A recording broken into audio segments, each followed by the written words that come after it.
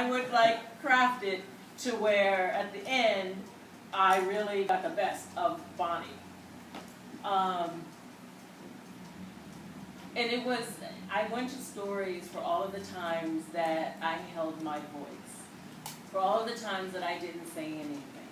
And stories listened, and stories believed me. And they were the first people, they were the first things that did. And stories didn't excuse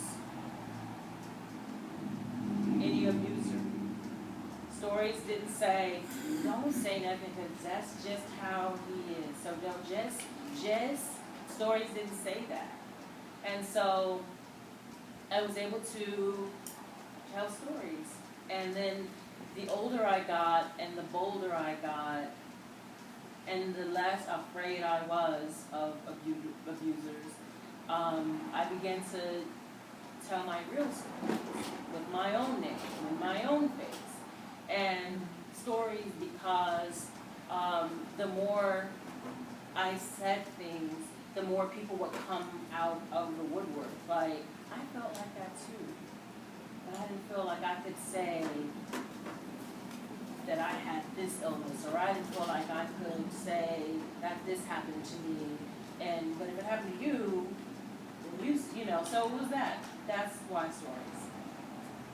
You mentioned abusers, and one of the things that is characteristic of abusers is that they rob people of their sense of control. Yeah. And so,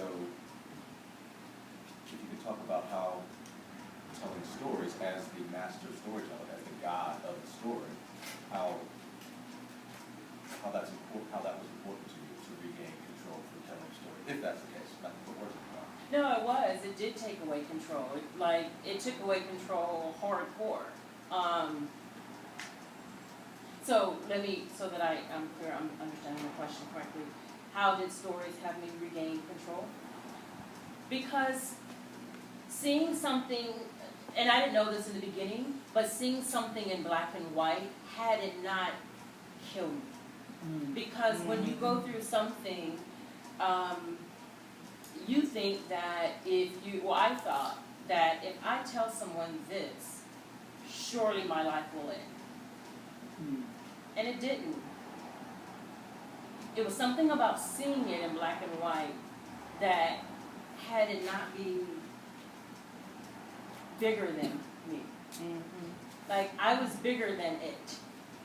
I was bigger than it. And the more, and I have a blog that I'm always like depositing into, and I use my blog a lot like my journal. I post to my blog like nobody's reading it. And so, unlike Facebook, Facebook, you get these immediate like, no, she didn't. And I am like on my blog, I don't get comments. It's just like, it's my thought, you know. And so, and I rarely go to the statuses, like, so you can see who, how many people are reading and stuff like that. And I purposely don't, so that it's mine, and I just have record. But I say like these really, really personal things, right? But do you see how sexy my fan is before I go on? That's important.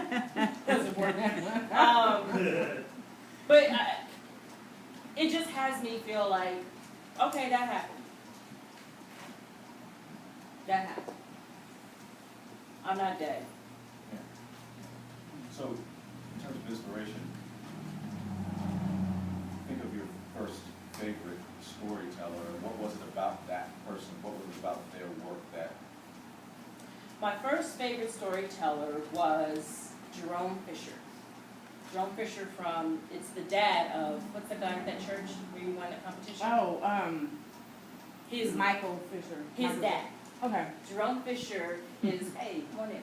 Jerome Fisher is an old school Baptist preacher. And I grew up in a Baptist church, and Jerome Fisher's church was somewhere in Compton, and their church was like our sister church. And the way he told a story, he could tell a story like none other. And the way he was like boss with his preaching. And it wasn't your regular hoop. It was, he was boss with his preaching. Mm-hmm. Like people would get up and walk and he would say, "Do you know who I am?" I was like, "That's what you."